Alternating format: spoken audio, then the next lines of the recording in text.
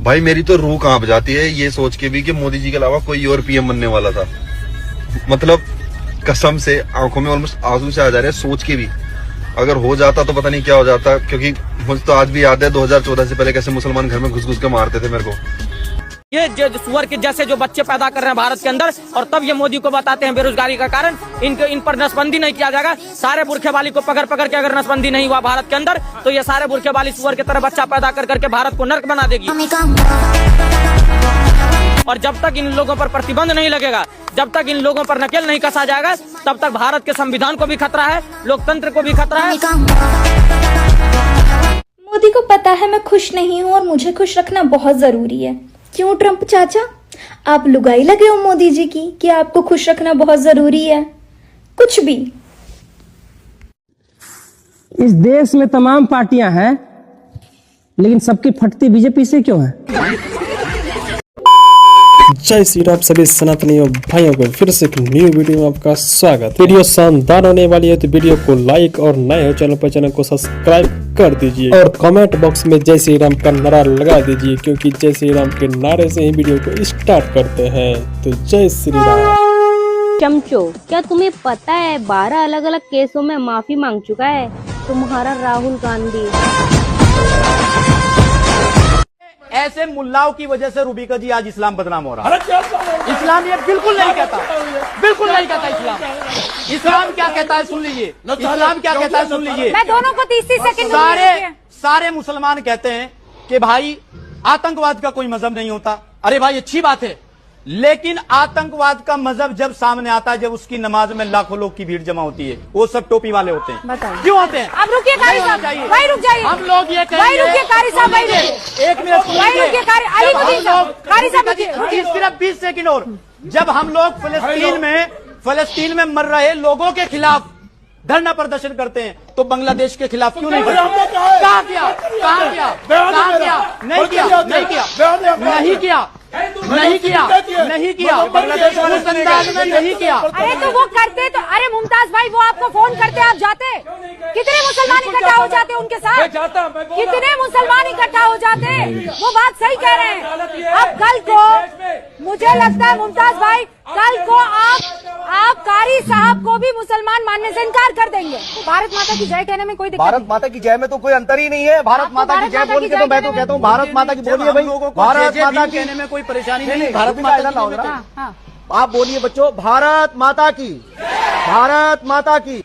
राहुल गांधी के भाषण में से मोदी, अदानी, अंबानी, आरएसएस शब्दों को हटा दिया जाए तो सिर्फ देखो भैया ही बचेगा, तंबाकू नहीं है। मत करो मुसलमानों पे देशद्रोह होने का शक। जिस मिट्टी को हम सालों साल नहीं चूमते, उस देश की मिट्टी को मुसलमान भाई 1 घंटे की नमाज में 120 बार चूमते हैं। सुन मेरी बहन, वो चूमते तो अपनी बेटी को भी है, लेकिन दुख की बात यह है बेटी ना समझ के बीबी समझ के चूमते हैं। जब तक इस देश में महिलाओं की इज्जत नहीं होगी, जब तक इस देश में महिलाओं को शक्ति नहीं दी जाएगी, तब तक ये देश अपने पैरों पे कभी नहीं खड़ा हो सकता है। There is a saying, when rape is punishable, lie down and enjoy it. की लाशों में ताजगी चाहता है, आदमी चूतिया है, कुछ भी चाहता है। सर पर टोपी, मुंह में पान, घर के माल घर में इस्तेमाल, 7 बच्चे, पंचर की दुकान, यही है हर अब्दुल के पहचान। जिन देश में मोदी नहीं है उन देश के लोगों को मोदी चाहिए, और जहाँ पे मोदी है तो वहाँ के देश के लोगों को एक 57 साल का मंदबुद्धि, आलू से सोना बनाने वाला, अपने बहन को चुम्मा लेने वाला, कोयला स्टोव में डालने वाला, खेतों में टाइल्स लगाने वाला, 3 कौओं को रोजगार देने वाला, ऐसा नेता चाहिए। तो चमचो, कहाँ से पढ़ाई करके आते हो? हे भगवान, तेरी लीला अपरंपार है। जाति मंदिर में नहीं, सरकारी नौकरियों में पूछी जाती है, और जातिवाद के नाम पे हिंदू देवी देवताओं और धर्म को बदनाम करना छोड़ो, वरना तुम्हारे पाछे लाल होने वाले हैं। ये समाज जाग गया है, इसकी बहन की टाइट कर दो शेर जय बाबा की। कर्नाटक की विधानसभा में कांग्रेस के एक नेता रमेश कुमार ने अपनी औकात, अपनी असलियत और अपनी सोच के हिसाब से एक बड़ा ही खूबसूरत बयान दिया है। जरा सुने। There is a saying, when rape is punishable, lie down and enjoy it. तो इसमें ये कह रहा है अगर किसी लड़की का रेप होने लगे तो उस लड़की को लेट जाना चाहिए और रेप करवाने देना चाहिए, एंजॉय करना चाहिए। अब सवाल ये है कि यही काम अगर कभी इसकी बेटी के साथ हो तो ये अपनी बेटी को भी यही सलाह देगा कि बेटा तू लेट जा, तू रेप करवा ले, एंजॉय कर। यही काम अगर इसकी माँ के साथ होने लग जाए तो माँ को भी ये यही सलाह देगा कि माँ लेटी रहे, रेप करवा ले, एंजॉय कर, पापा तो वैसे भी बूढ़ा हो गया है। इसकी बीवी के साथ अगर कोई ऐसा करे तो ये बीवी को भी यही सलाह देगा कि तू लेट जा, तू एंजॉय कर। इसकी बहन के साथ अगर होने लगे तो उसको भी यही सलाह देगा कि बहन तू लेटी रहे, रेप ही तो कर रहा है, एंजॉय कर। ये है इन घटिया लोगों की सोच। सोचो जब इन लोगों की ऐसी सोच है तो इनके फॉलोअर, जिन लोगों ने इसको चुना है, उनकी हिम्मत कितनी बढ़ जाएगी, क्योंकि इसने तो साफ साफ कह दिया है कि लड़की को लेट जाना चाहिए। अब ऐसे लोगों को आप क्या कहेंगे? जानवर कहेंगे, इंसान कहेंगे, दानव कहेंगे, राक्षस कहेंगे, मंदबुद्धि कहेंगे, क्या कहेंगे ऐसे इंसान को? मुझे तो इस घटिया इंसान के लिए एक भी शब्द समझ में नहीं आ रहा, क्योंकि सारे के सारे शब्द इसके सामने फीके पड़ते जा रहे हैं। ये है कर्नाटक की विधानसभा, ये है कर्नाटक का हाल। थू है ऐसे लोगों पे। इंडिया वालों, जितना छेड़ना है छेड़ लो, मगर दुल्हन तो आपके इंडिया से ही लाएंगे। ओहो, हिंदुस्तानी दुल्हन, किडनी पे तुम्हारी पेशाब नहीं थम रहा। दुल्हन चाहिए तुम्हें हिंदुस्तान की। हमारे हिंदुस्तान में तुम्हारे पाकिस्तान से कबाड़ा आया हुआ है, सीमा हैदर, उससे कर लो निकाह। उससे निकाह करने के 3 फायदे। पहला, हैदर को उसके बच्चे मिल जाएंगे, इस बात से अल्लाह तुमसे राजी होगा। दूसरा, तुम्हारी तड़पती हुई आत्मा को शांति मिल जाएगी और तुम्हें लुगाई मिल जाएगी इस ठंड में। तीसरा, सीमा हैदर को जीते जी अपने कर्मों की सजा मिल जाएगी, क्योंकि तुम भी किसी अजाब से कम नहीं हो।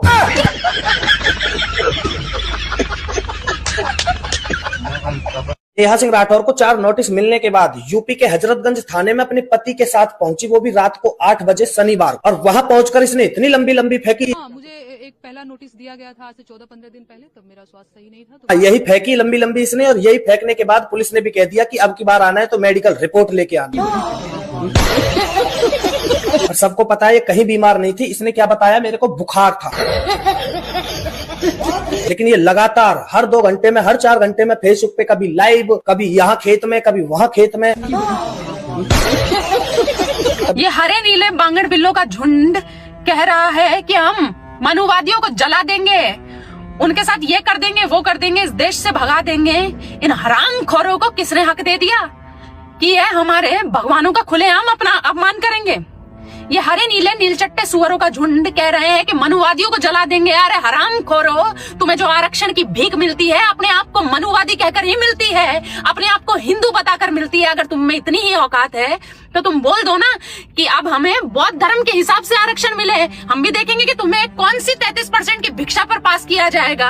ये हरामजादे खुलेआम कह रहे हैं कि हम इनको जला देंगे, हम इनके आग लगा देंगे। ये नीले हरे सुअर कभी भी जब हिंदू दलित बहन का बलात्कार होता है तब ये कभी नहीं भौंकेंगे। क्यों? क्योंकि बलात्कारी इनके बाप मूल्य है, तब इनको भूखू करना याद नहीं आता है। लेकिन अगर कोई हिंदू इनकी जाति पर थोड़ा सा भी बोल दे, कोई स्वर्ण जाति का, तो इनकी रूह ऐसे फटके आती है कि भैया लो, हमें तुमने क्या कैसे दिया। अरे आराम करो, वही जात बताकर तुम्हें मिलता है आरक्षण, तुम मत करा करो। ये जातिवाद का कचरा कब तक खाए बैठोगे तुम ये जो जाति के नाम पर, स्वर्णों के नाम पे तुम जो स्वर्णों को जलील करने का काम करते हो ना, हम शांत है तब तक शांत है। ध्यान रखना, जिस दिन हम अपनी औकात पे आ गए उस दिन तुम्हें कहीं का नहीं बख्शा जाएगा। आज ये लोग खुलेआम मनुस्मृति जला देते हैं, खुलेआम हमारे देवी देवताओं को गालियां दे रहे हैं, खुलेआम ऋषि मनु को गालियां दे रहे हैं। क्या इन्होंने कभी अपने माँ बाप से पूछा है कि कौन थे मनु ऋषि, हम किसकी संतान है? अरे तुम कोई मुगलों के बीज नहीं हो, तुम मनु ऋषि की ही संतान हो, लेकिन तुम ये मुगलों के बीच वाली हरकतें क्यों कर रहे हो, सुअर हो? ये इनका बाप है जो कह रहा है कि अब तलवारें बांटना, अराजकता फैलाना है। अरे चंद्रशेखर रावण, जब वो तेरे बाप मुल्ले सरेआम तलवारें निकालकर सर तन से जुदा के नारे लगाते, तब तू भू क्यों नहीं करता? बांग्लादेश में दलितों पर इतना अत्याचार हुआ, तब तू नहीं भौंका। आज जो मुस्लिम है सबसे ज्यादा दलितों के साथ बर्बरता कर रहे हैं इस भारत के अंदर भी, तब नहीं भौंकेगा। क्यों? क्योंकि इसके मुगल बाप है। इस वीडियो को ज्यादा से ज्यादा शेयर करना, ये जितने भी नीलचट्टे सुअर है भौंभो करना बंद कर दो। ध्यान रखना है जिस दिन आरक्षण खत्म हो गया ना, उस दिन फिर अगर तुम में इतनी औकात है तुम करो ना बराबरी। कब तक ये 33% की भिक्षा पे पलते रहोगे, आराम खोरो।